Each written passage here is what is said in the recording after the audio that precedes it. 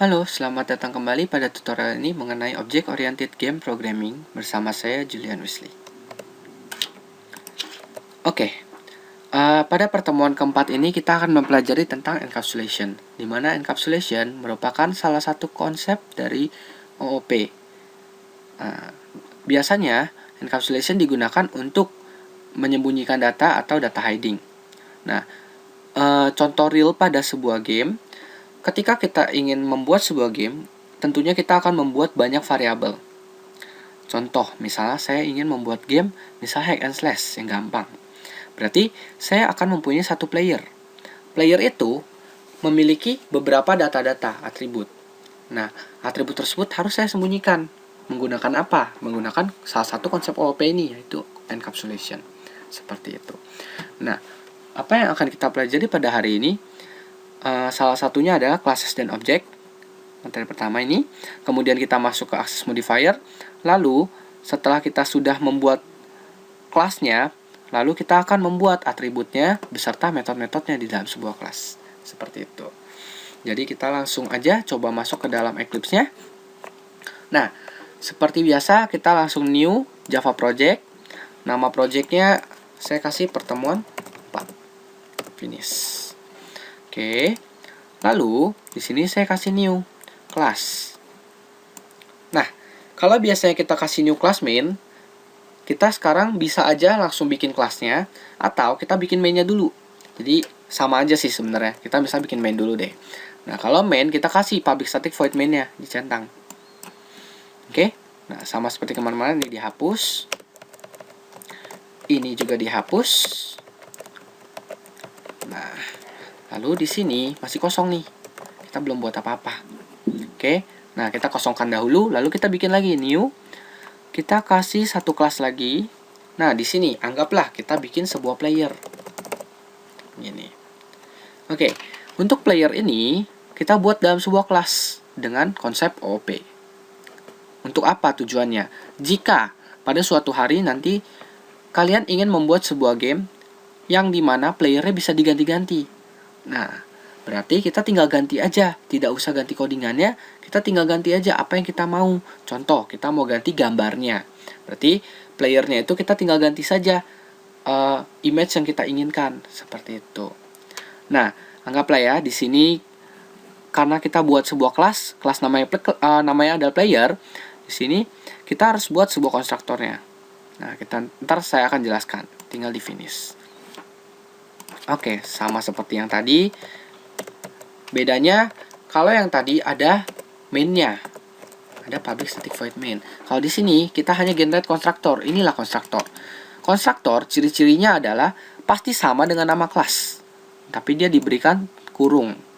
Ya, menandakan dia apa? Dia itu sebenarnya fungsi. Konstruktor itu adalah fungsi sebenarnya, adalah metode. Nah, gunanya buat apa sih? Jadi konstruktor itu digunakan untuk sebuah kelas, di mana kelas itu ketika kita buat sebuah objeknya, dia akan memanggil ke konstruktor terlebih dahulu. Jadi dia tidak kemana-mana, tapi ke konstruktor dulu. Seperti itu.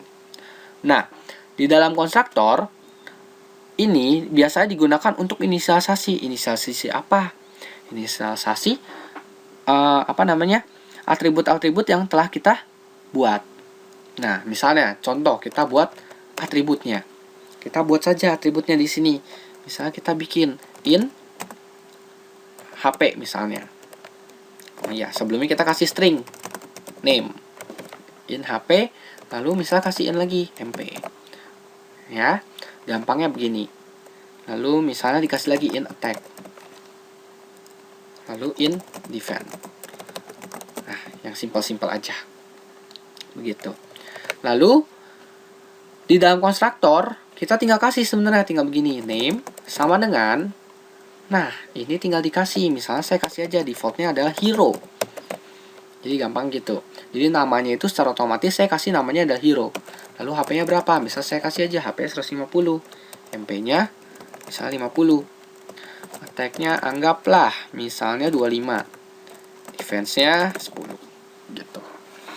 Oke, ini simpelnya ya. Jadi saya sudah membuat sebuah kelas. Anggaplah kelas itu adalah sebuah blueprint. Nah, kelas ini belum dikasih encap. Ini hanya kelas normal. Begitu. Kelas ini nanti kita bisa gunakan di main. Untuk apa sih kelasnya? Nah, untuk supaya kita bisa bikin lebih dari satu player. Oke, jadi seperti ini. Nah, kalau kita mau kasih encap, berarti kita harus kasih namanya data hiding. Artinya apa? Supaya name sama atribut-atribut ini tidak bisa kita akses dari luar kelas. Seperti itu. Jadi, sebelum kita lanjut lebih jauh, saya akan jelasin dulu apa yang namanya access modifier.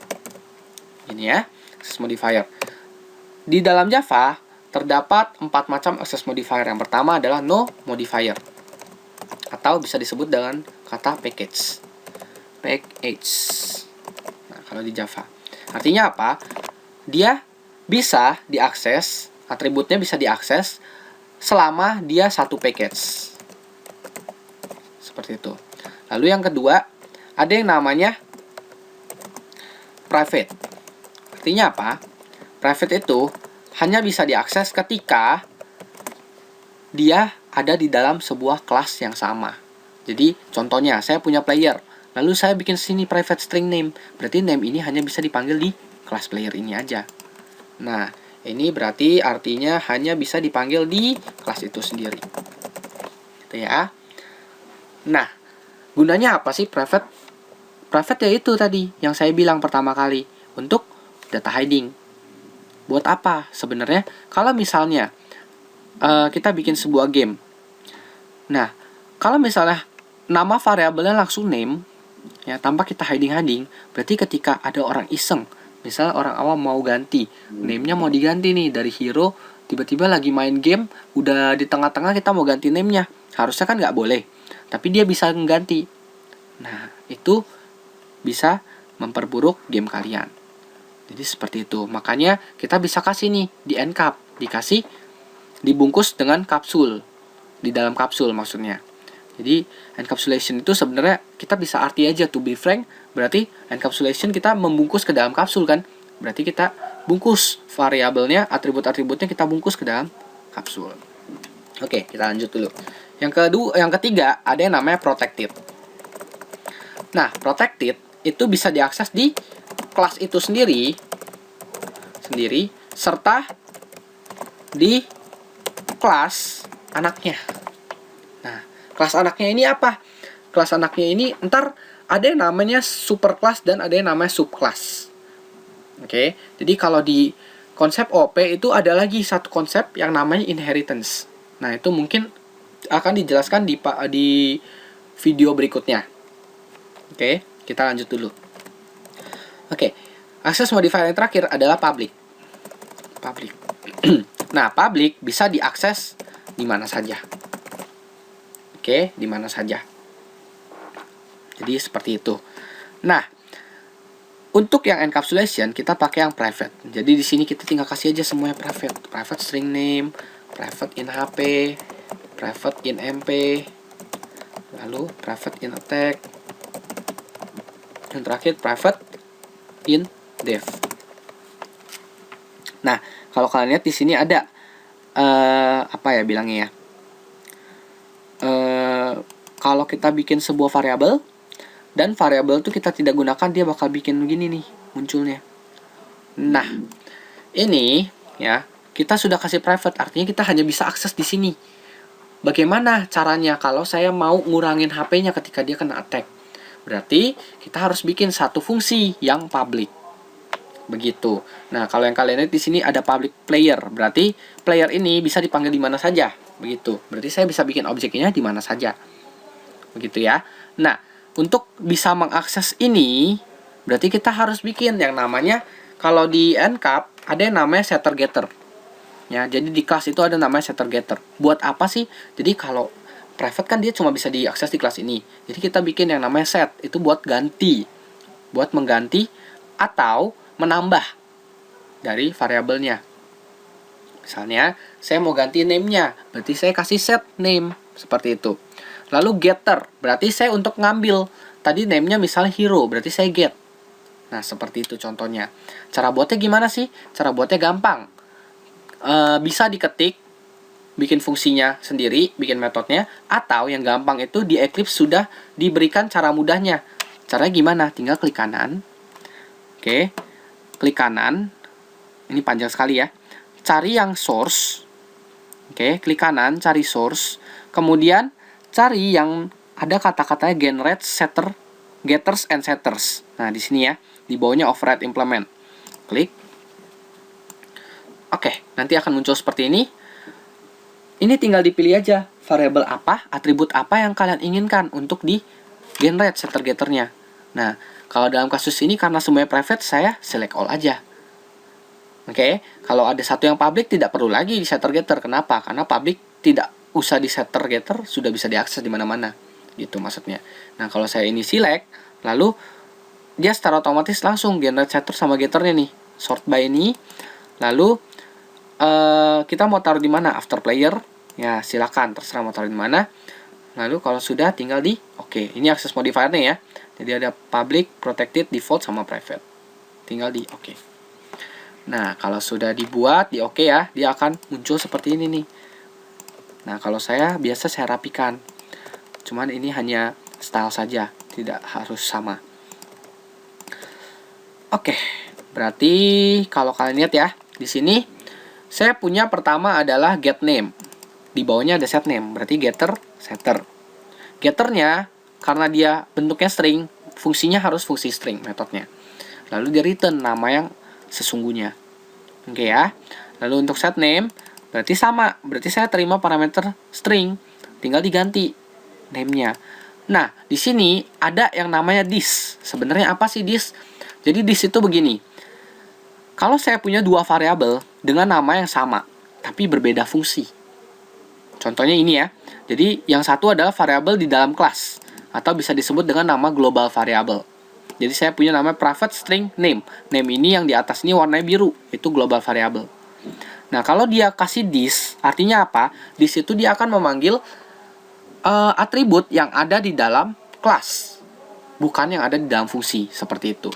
Sedangkan sebelah kanannya ini name. Name ini adalah yang di atribut yang ada di parameternya, parameter fungsinya. Seperti itu. Jadi kalau saya bikin this name sama dengan name, artinya saya mau mengubah name yang ada di dalam kelas menjadi name yang ada di dalam parameter. Seperti itu. Oke, saya lanjut lagi. Jadi tadi udah setter getter name, turun ke bawah ada HP, turun ke bawah MP, ini cross check ya. MP, lalu ada attack. Benar, lalu ada defend. Nah, seperti itu. Oke, kalau sudah berarti blueprint kelas ini sudah selesai kita buat encapnya. Tinggal kita pakai aja di main. Kita tinggal balik ke main. Di atas ini ada tabnya kan ya. Kita balik ke main. Nah, untuk manggil playernya supaya mudah, kita bikin konstruktor aja di sini. Berarti kita bikin konstruktor main. Ini public main. Kenapa saya bikin konstruktor? Supaya nanti ketika saya bikin bikin objek dari kelas player, itu saya tidak perlu yang namanya keyword static lagi. Seperti itu. Nah, namun kalau saya bikin seperti ini, tetap yang dipanggil itu pertama kali main, fungsi main, metode main, bukan konstruktor main. Jadi agak beda. Karena yang dipanggil ini, kita harus bikin new main. Artinya apa? Saya mau manggil konstruktor main. Begitu. Berarti di sini tinggal saya isi sekarang. Nah, saya isi apa? Isi aja player yang atas tadi, yang kita udah buat. Misalnya ini player. Playernya saya kasih nama hero. Nah, terus saya kasih new player. Berarti secara otomatis saya tinggal siso aja nih.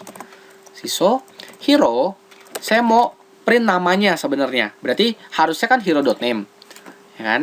Cuman karena hero.name itu name-nya adalah private, berarti saya tidak bisa akses langsung.